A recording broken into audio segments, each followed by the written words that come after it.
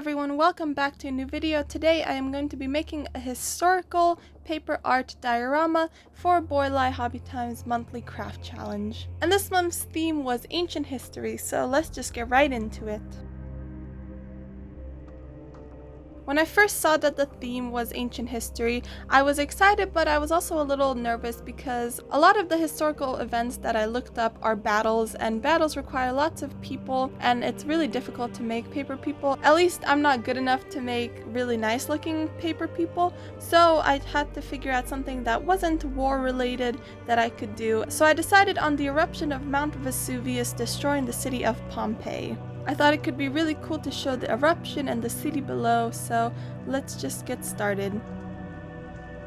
I got 6 sheets of cardstock and I drew out my half-inch border around all of them, and this will be all that I need for my layers.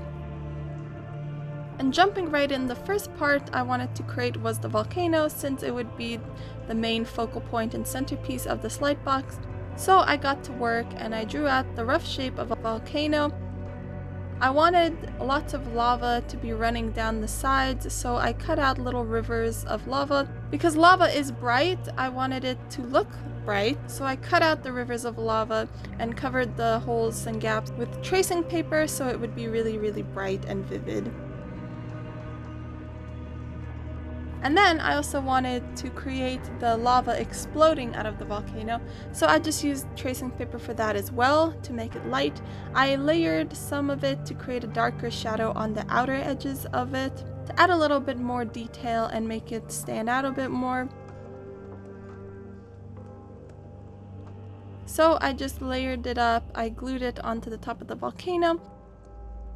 Then I cut a few little stray pieces of tracing paper, glued it around to look like rocks and stuff flying out of the volcano.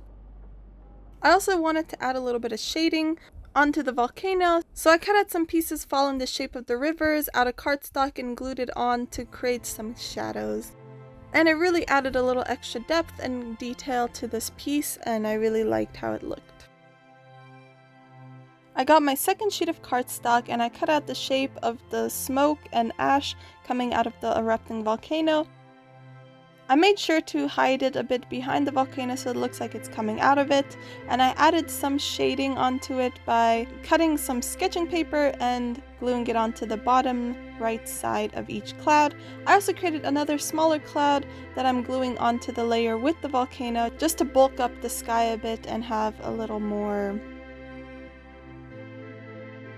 And then once I had them on, I cut little lines into them. Originally this was just to add a little detail to the clouds, but it kind of looked like lightning strikes into the volcano, which actually happens to volcanoes because the particles in the clouds reacts with the sky and it creates some lightning. So I thought that was a cool little touch. I wanted there to be one more layer of clouds, so I got sketching paper and I cut out a little layer of clouds, and I will glue some tracing paper over the back to cover those little holes, but for now that is it for the sky. It was pretty simple. I cut the little lightning lines into it as well, and that's it for the background. Before we move on to the city, I just wanted to mention that I officially set up a Patreon so you can support me and help me create projects. I'll have the link down below and up here in the cards, so if you want to go check that out, it would mean a lot to me, so thank you. Now back to the video. And now on to the city of Pompeii. I did a lot of research and I looked up a lot of buildings in Pompeii. Since they were so well preserved from the ash, it was quite easy to tell what they actually looked like back then. They had a lot of these layered tile roofs and some columns around.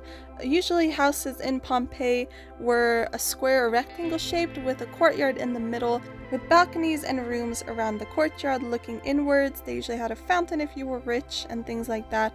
So I tried to keep some of those architectural details in to make it look kind of Greek.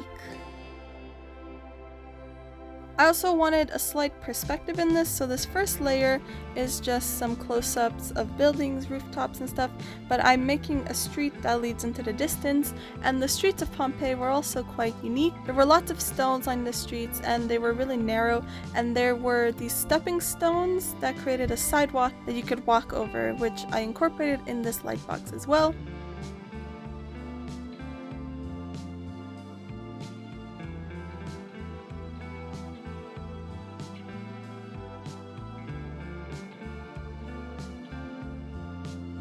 I wanted these buildings to be a little more dimensional, so I did some layering inside the buildings. Like, for example, this one, the pillars and the roofs were on one layer, and then I created a secondary little layer out of sketching paper to create the wall and the windows. I added some details, cut some texture lines into it, and glued it behind the pillars with really thin foam board. This is like 1/4 inch, and I even smushed it down a bit, so it's really small, but it does the job. And I just glue this all together and it looks pretty nice.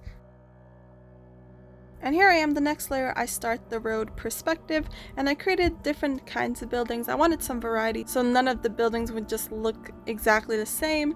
I designed a bunch of different little buildings, and it was just a nice little challenge and overall really fun.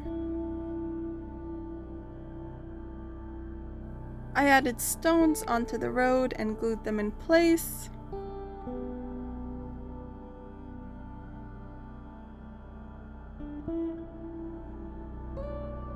The eruption of Mount Vesuvius was a very detrimental and life-changing event for the people of Greece. The whole entire city of Pompeii was destroyed, and over 2,000 inhabitants of the city perished. A lot of the inhabitants died from the sulfur fumes and ash that the volcano spewed out. They breathed it in, and of course they suffocated, unfortunately. A lot of the bodies and buildings and food and everything was very well preserved because of the layer of ash. There are a few accounts from the city of Pompeii, but the most popular are accounts from Pliny the Younger, who recounted the events of that day. Pliny the Younger was the 17-year-old son of Pliny the Older, and he was staying in the villa across the bay from Mount Vesuvius with his mother and sisters. He first noticed something was strange when he looked across the bay at the mountain and saw a huge plume of smoke coming out the top. Here's a quote: "For it was raised high on the kind of a very tall trunk and spread out into branches," describing the smoke. Pliny the Younger went and talked to his father, who also saw the strange cloud, and he decided to set sail across the bay to see what had happened. He launched several warships with 2 banks of oars, pulled by men, presumably to help evacuate people from the city. He asked his nephew to come with him, but Pliny said that he would rather stay home, so he didn't end up going. The boats headed off to Pompeii, but they couldn't land there because of all the debris, so they had to go on shore a few miles south and hike up to Pompeii. Pliny the Younger during all of this was very calm at home, taking baths and eating and just having a grand old time, so he wasn't very worried about this whole thing. But his father, who went out on the boats, could see that houses were burning and people were obviously dying. During that night, the family could feel that the house above them was swaying and decided it was time to leave. They strapped pillows to their heads to protect themselves from debris and smoke, and they ran out to the shore. Pliny the Elder also headed back to shore to try to have some protection by the sea, but they were ultimately unsuccessful. There were so many people trying to flee that the roads were clogged, and it was complete darkness. Here's another quote: "Not so much a moonless or cloudy night, but as if the lamp had gone out in a locked room." Pliny and his mom eventually ended up making it out safely. However, his father on the opposite side did not. His body was found on the beach. He was heavy-set and had a very weak windpipe. He died of asphyxiation from the ash and dust from the explosion.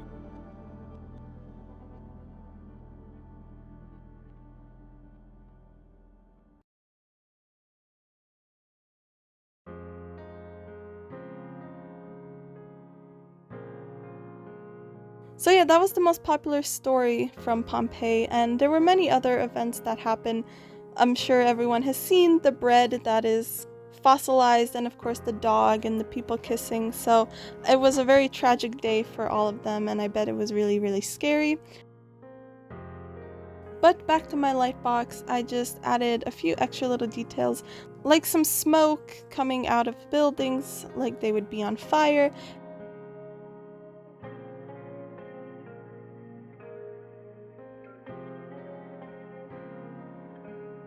And then I created a few little people. I created the dog because I thought it would be kind of a reference to the actual dog that they found.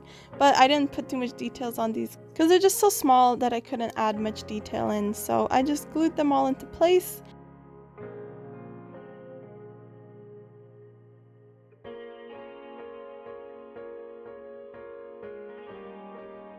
And I got 1/2 inch thick foam board to assemble the layers because that provides a lot of depth compared to other foam board. And here is the completed product. I used this orange LED. It looks kind of red in this light box, but it's orange in real life. And yeah, I'm really happy with how this light box turned out. It's kind of dark and scary, and it looks really, really cool. I'm happy with how the volcano turned out. The buildings turned out cool. The front turned out a little bit too dark. It's always tricky with these red-orange lights because my camera doesn't pick them up very well, or something's weird with them, and I can never capture them nicely on camera. But it looks a lot better in person than it does on here. So yeah, I think I did a good job capturing that scary, hellish landscape. I hope you enjoyed. And again, I have a Patreon set up if you would like to support me a little bit. I'll leave the link down below. But anyways, if you want to see other kind of fantastical light boxes, I have playlists for that. And if you enjoyed this video, please consider subscribing, and I will see you next time. Bye!